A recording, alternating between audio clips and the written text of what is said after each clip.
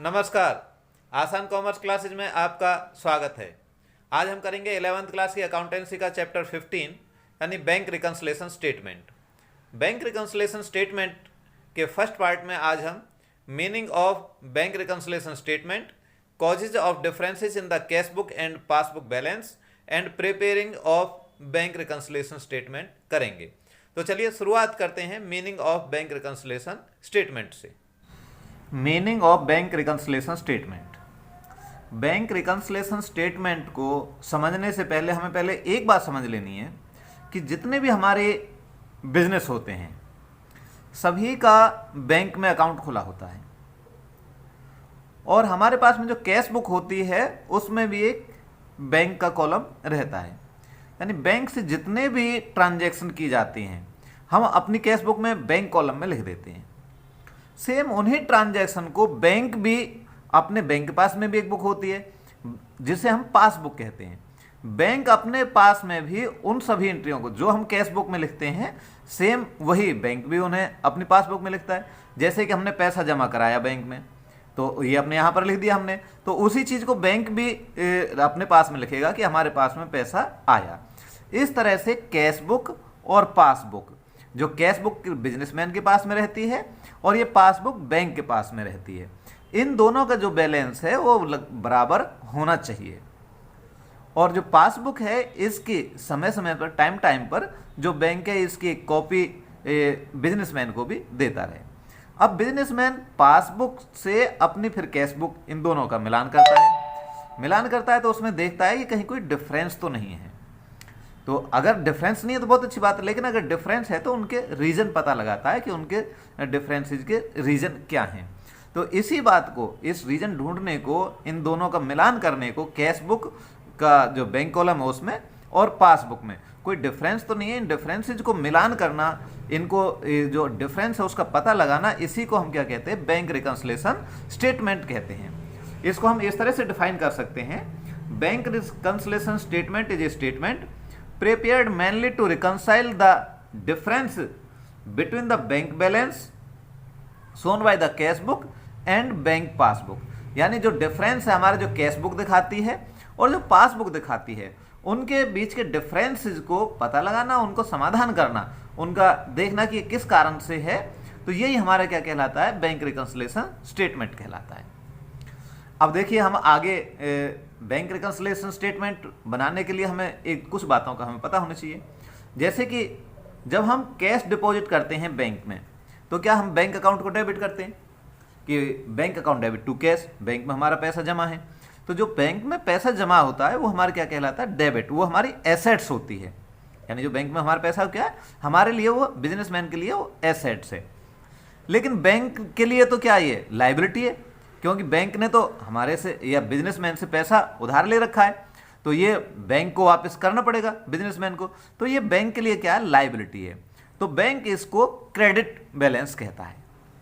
यानी बिजनेसमैन के लिए क्या है, ये एसेट्स है तो उसके लिए डेबिट बैलेंस रहेगा कैश बुक में ये, और पासबुक में ये क्रेडिट बैलेंस रहेगा। दोबारा समझ लीजिए, जो हमारा पैसा बैंक में जमा है, यानी बिजनेसमैन का जो पैसा बैंक में जमा होता है, जमा है, पैसा है, उसकी एसेट्स है बिजनेसमैन के लिए, तो ये क्या प्लस कॉलम कहलाएगा। और इसको हम डेबिट बैलेंस कहेंगे क्योंकि हमारी एसेट्स, बैंक में पैसा हमारा जमा है। लेकिन बैंक उसी चीज को क्या कहता है, लायबिलिटी कहता है और उसके लिए क्रेडिट है।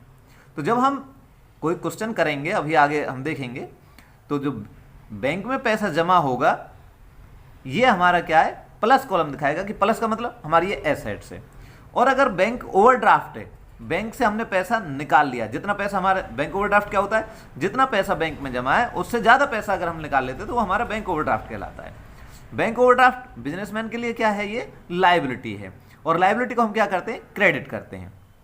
तो अगर हमारा ओवरड्राफ्ट है तो ये कैश बुक के अनुसार ये क्या कहलाए, क्रेडिट बैलेंस रहेगा।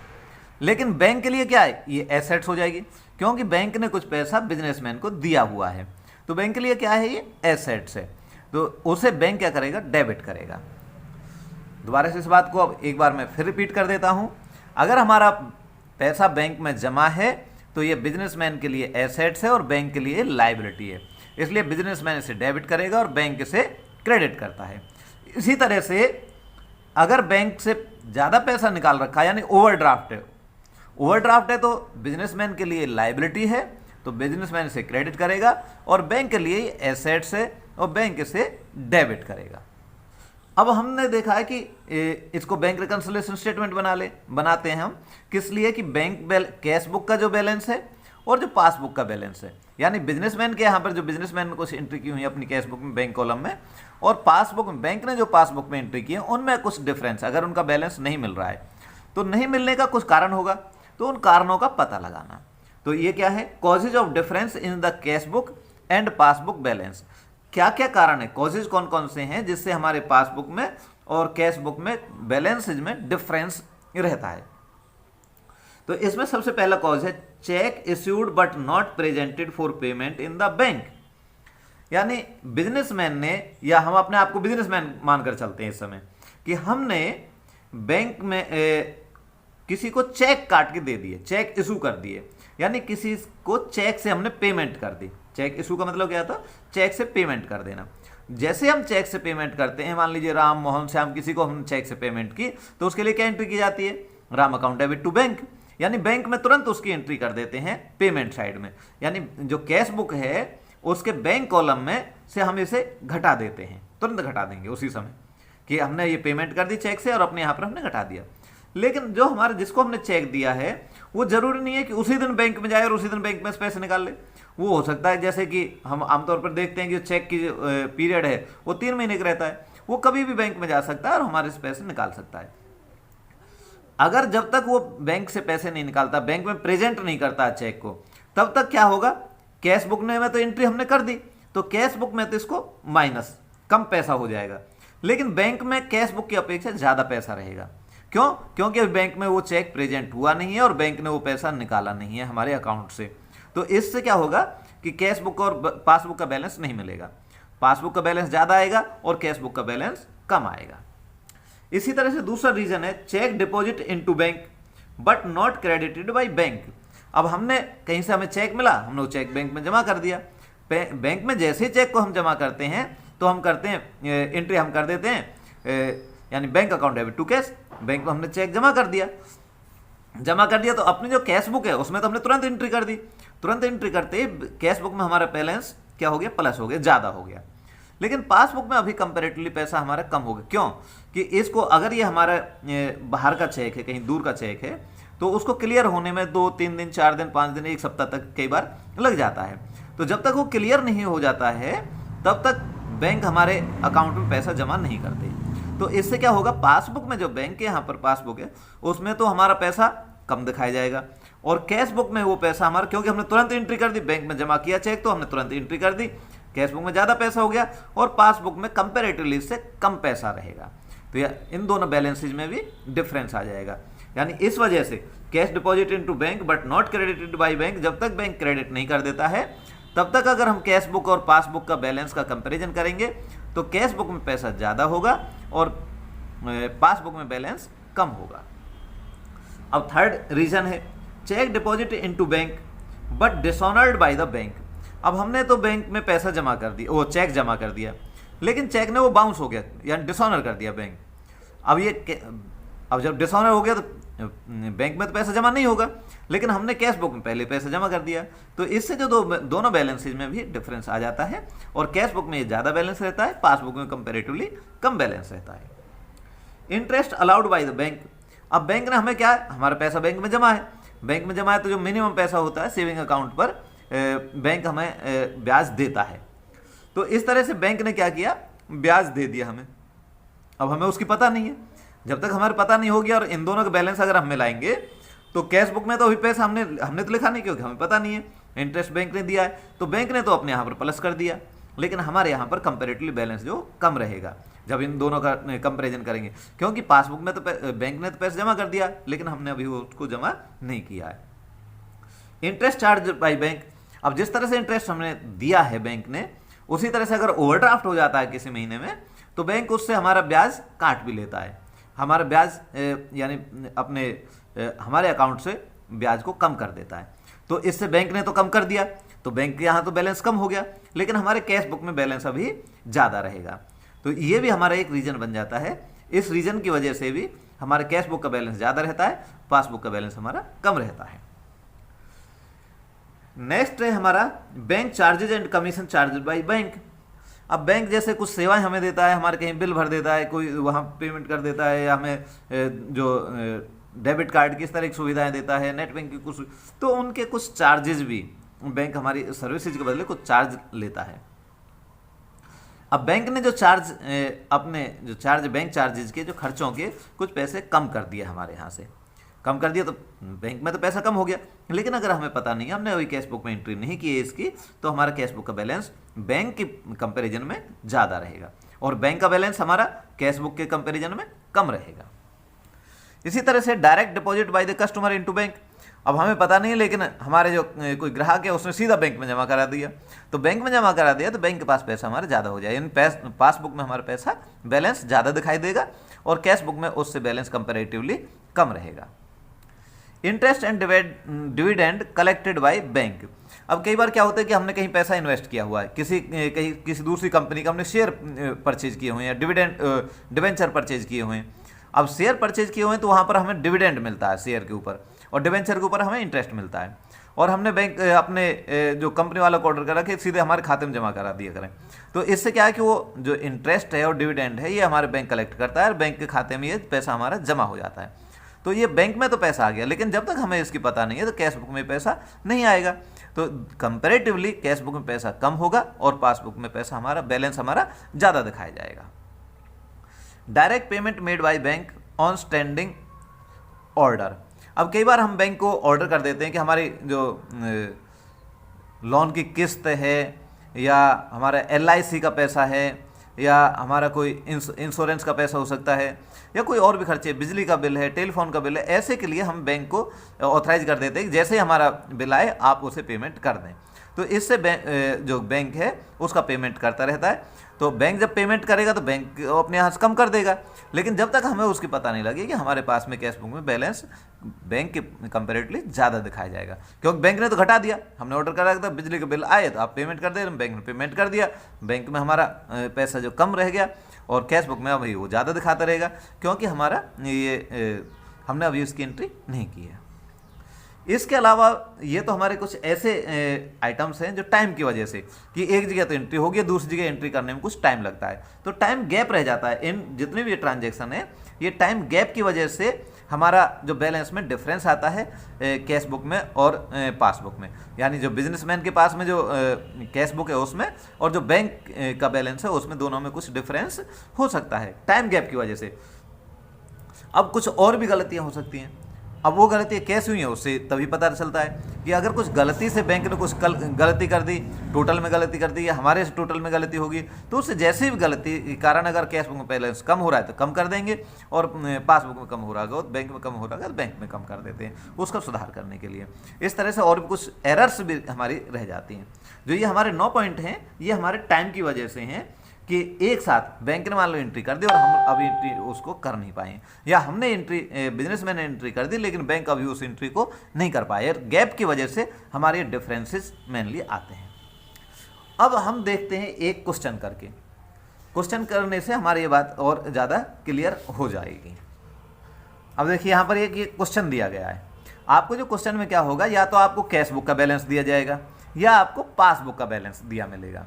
अगर आपको कैश बुक का बैलेंस दिया गया तो पहले आप कैश बुक के बैलेंस को लिख लेंगे, और उसके बाद जो डिफरेंसेज है उन्हें देख करके फिर आप पासबुक का बैलेंस निकाल लेते हैं।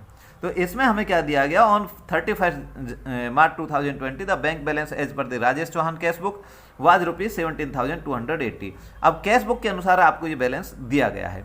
On comparison the cash book the passbook with the passbook the following differences were found. कुछ हमें ये डिफरेंसेस हमें ये पता लगे, तो इस सवाल की हम कैसे शुरुआत करते हैं वो अब आप देख लीजिए। ऊपर हम हेडिंग लिख लेते हैं,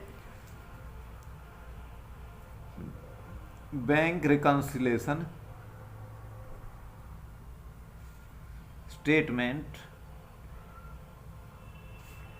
एज ऑन। ये किसी एक डेट पर बनाया जाता है, तो ये किस डेट पर बनाया जा रहा है हमारा, 31 मार्च 2020 को। अब देखिए इसमें हम इसके 3 कॉलम हम बनाते हैं। यहाँ पर ये पर्टिकुलर का है, इसमें हम डिफरेंस का जो कॉज होगा उसे लिखते हैं, और ये एक हम क्या प्लस कॉलम लिख लेते हैं और एक ये माइनस का कॉलम बना लेते हैं। एक प्लस का कॉलम हो गया हमारा, एक माइनस का रुपीस। अब जो भी बैलेंस पहले हमें दिया गया है, पहले हम वो बैलेंस यहां पर लिख लेते हैं। तो बैलेंस हमें किसके अनुसार दिया गया है?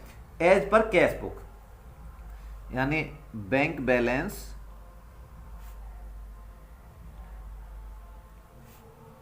As per cash book.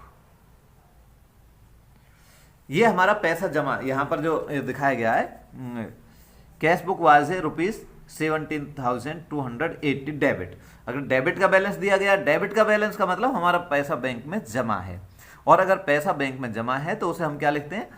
Plus column में लिखते हैं। ये हमने पीछे देख लिया था कि पैसा बैंक में जमा होने का मतलब हमारे एसेट्स है, तो उसको हम प्लस कॉलम में लिखेंगे। अगर ये ओवरड्राफ्ट होता तो उसे हम माइनस कॉलम में लिखते हैं।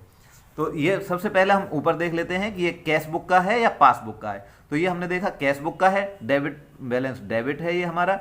डेबिट बैलेंस का मतलब ये प्लस कॉलम में, यानी हमारे बैंक में जमा है 17,280 रुपीज। बस आपने इतना समझ लिया। अब इसके बाद जितने भी हमारी ट्रांजैक्शन हैं, इनका इफेक्ट ऊपर अगर कैश बुक का दिया गया है तो इनका इफेक्ट हम पासबुक में देखेंगे, क्योंकि अब हमें क्या निकालना होता है? पासबुक का बैलेंस निकालना है। तो पासबुक का बैलेंस निकालने के लिए सभी जितनी भी ये ट्रांजैक्शन होंगी उनका इफेक्ट हम किस में देखेंगे? पासबुक में देखेंगे। अगर पासबुक का बैलेंस इन ट्रांजैक्शन की वजह से कम होता है तो माइनस कॉलम में लिख देंगे, और अगर इन किसी ट्रांजैक्शन की वजह से बैंक का बैलेंस हमारा पासबुक का, यानी बैंक का मतलब पासबुक का मतलब बैंक का, बैंक में अगर हमारा बैलेंस पासबुक में हमारा बैलेंस अगर बढ़ता है तो उसे हम प्लस कॉलम में लिख देंगे। बस इतनी बात याद रखनी, और आपका सभी क्वेश्चन, पूरे चैप्टर के जो क्वेश्चन है वो इसी तरीके से हो जाएंगे। अगर ऊपर आपको पासबुक का बैलेंस दिया गया होता तो यही इफेक्ट आप कैश बुक में देखते। कैश बुक में अगर हमारा बैलेंस कम होता है तो माइनस में, और बढ़ता है तो प्लस में लिख देते। लेकिन यहां पर हमें क्या दिया हुआ है? कैश बुक का बैलेंस दिया गया है। अब हम सभी जो इफेक्ट हैं, ये ध्यान से सुने इस बात को, इसी 2 शब्दों के ऊपर ये पूरा चैप्टर खत्म हो जाता है। कैश बुक का बैलेंस दिया गया है, सभी ट्रांजैक्शन के जो इफेक्ट हैं वो हम पासबुक में देखेंगे। पासबुक का बैलेंस अगर बढ़ता है तो प्लस कॉलम में लिख देंगे, घटता है तो माइनस कॉलम में लिख देंगे। और अगर यहाँ पासबुक का बैलेंस दिया गया है तो ये इफेक्ट हम कैश बुक में देखेंगे। कैश बुक का बैलेंस अगर बढ़ता है तो प्लस में लिखेंगे, घटता है तो माइनस में लिखेंगे। इस क्वेश्चन में कैश बुक का बैलेंस दिया गया है, सभी जो ट्रांजैक्शन इनका इफेक्ट हम पासबुक में देखेंगे। तो अब देखते हैं सबसे पहला डिफरेंस का कॉज क्या दिया गया है इसमें। Cheque for ₹8,400 sent for collection have not been cleared by the bank so far. यानी बैंक में 8,400 रुपीज के चेक जमा किए। अब जैसे ये चेक जमा किए हमने बैंक में, तो कैश बुक में तो इनकी एंट्री कर दी, कैश बुक में तो हमारा पैसा ज्यादा हो गया, लेकिन अभी पास बैंक ने क्लियर नहीं किए, तो बैंक में ये पैसा अभी जमा नहीं है। 8,400 के जो रुपीज हैं ये अभी बैंक में जमा नहीं हुए, लेकिन हमने अपने कैश बुक में तुरंत, जैसे बैंक में हमने चेक जमा कराए, अपनी कैश बुक में हमने लिख दिए। लेकिन हमने देखना किसमें? पासबुक में। तो पासबुक में अब इस ट्रांजैक्शन से देखिए, कंपैरिजन करिए क्या होगा कि कैश बुक में तो पैसा जमा हो गया 8,400, पासबुक में बैंक ने जमा नहीं किया, तो पासबुक में हमारा पैसा ज्यादा हो गया कम होगा। अब इसका अनुमान लगाइए। तो सीधी सी बात है, जब हमने कैश बुक में ये दिखा दिया कितने पैसे जमा हैं, लेकिन बैंक ने अभी ये नहीं किया, तो बैंक में पैसा कंपैरेटिवली कम होगा। कम होगा तो इस पैसे को हम क्या लिखेंगे? माइनस कॉलम में लिख देंगे 8,400। इसका रीजन यहां पे लिख दीजिए। ये क्या था? Cheque sent for collection to bank but not cleared, but not credited भी आप लिख सकते हैं, क्योंकि हमने पिछले जब अभी कॉजेज देखे थे तो उसमें क्रेडिट शब्द लिखा था। Cheque deposit into bank but not cleared, ये अभी क्लियर नहीं हुए हैं। तो इससे क्या हुआ? पासबुक में पैसा कम हुआ, कम रहेगा कैश बुक के कंपैरिजन में, तो ये हमने माइनस में। अब सेकंड देखिए, check issued but not yet presented for payment. यानी हमने चेक तो इशू कर दिए, यानी किसी को पेमेंट कर दी चेक के द्वारा, चेक इशू करने का मतलब पेमेंट, प्रेजेंटेड फॉर पेमेंट। अब ये हमने चेक इशू कर दिए तो तुरंत हमने क्या किया, कैश बुक में पैसा कम कर दिया। जैसे ही हम किसी को पेमेंट करेंगे चेक से, जैसे राम को मान लीजिए हमने पेमेंट कर दिया, राम डेबिट टू बैंक 5,600 रुपये का हमने चेक काट दिया। चेक काटते ही अपने कैश बुक में जैसे हमारा पैसा कम हो जाता है, लेकिन बैंक में भी ये प्रेजेंट नहीं हुआ पेमेंट के लिए, तो बैंक ने भी अपना बैलेंस नहीं घटाया तो ये हमारे क्या है, बैंक में अभी पैसा हमारा 5,600 रुपये से ज़्यादा रहेगा तो ये हम 5,600 इसको हम प्लस कॉलम में लिख देंगे और यहां पर लिखेंगे check issued but not presented for payment.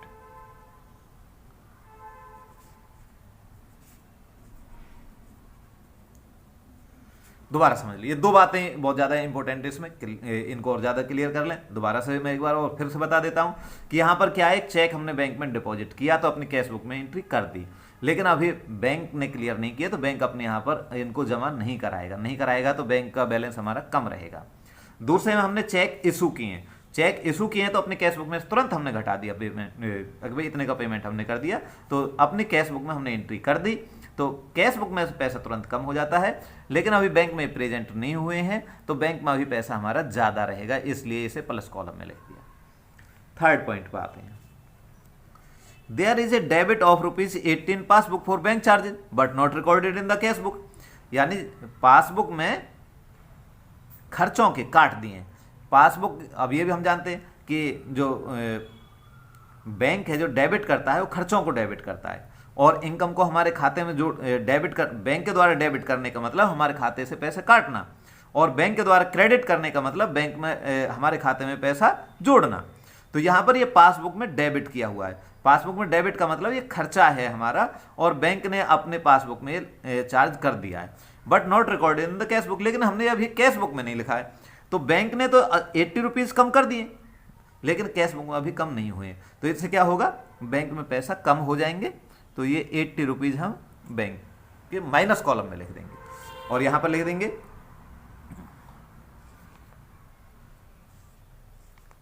Bank charges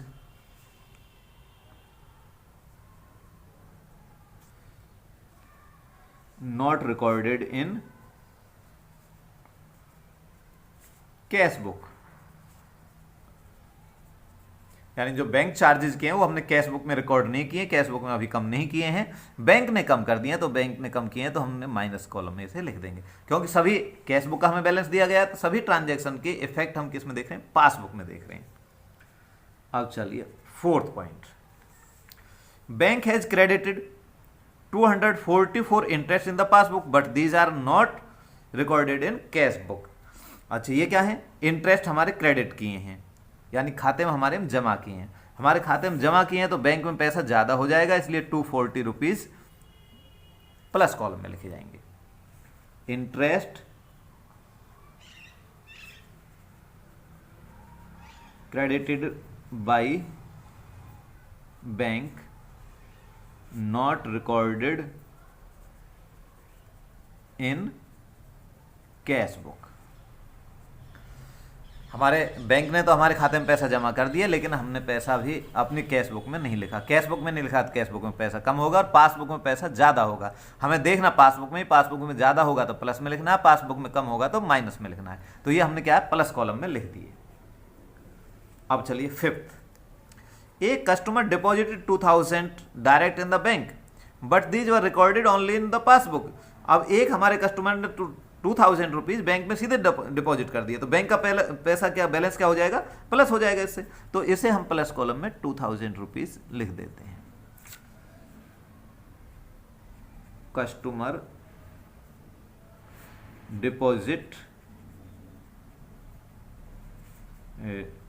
deposit into bank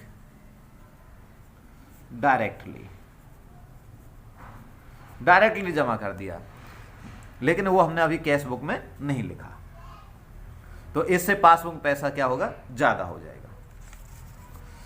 according to standing order of Rajesh Chauhan the bank has made the following payment by debiting his account. अब बैंक ने हमारे क्लब फीस 500 रुपीज़ का payment कर दिया, तो इससे भी bank में क्या हो जाएगा, पैसा कम हो गया। इंश्योरेंस प्रीमियम पे कर दिया, इससे भी पैसा हमारा क्या हो जाएगा, बैंक में कम हो जाएगा। तो इन दोनों आइटम से हमारा माइनस में होगा, यानी बैंक में पैसा कम है तो इसे हम माइनस कॉलम में लिख देंगे 500 रुपीज़ और 2500 रुपीज़। सिक्स्थ का फर्स्ट पॉइंट क्या है, क्लब फीस